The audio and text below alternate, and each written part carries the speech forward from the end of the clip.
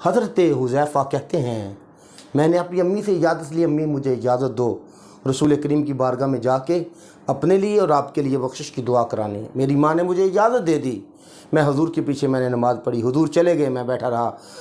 عشاء کی نماز پڑھی، حضور جانے لگے اور میں حضور کے پیچھے پیچھے جانے لگا، اور حضور نے میری طرف دیکھا، فرمایا من انت، تو کون ہے؟ خود ہی فرمایا انت حذیفہ، تو حذیفہ ہے، غفر اللہ لک ولامک، حذیفہ اللہ تجھے بھی بخشے، تیری ماں کو بھی بخشے،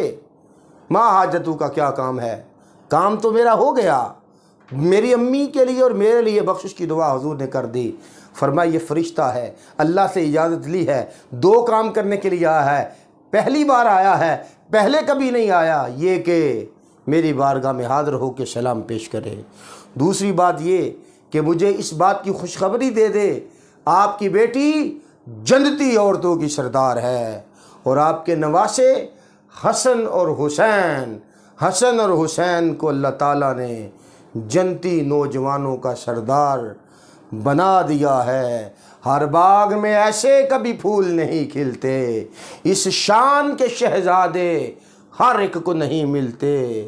اس شان کے شہزادے بھی ہر ایک کو نہیں ملتے۔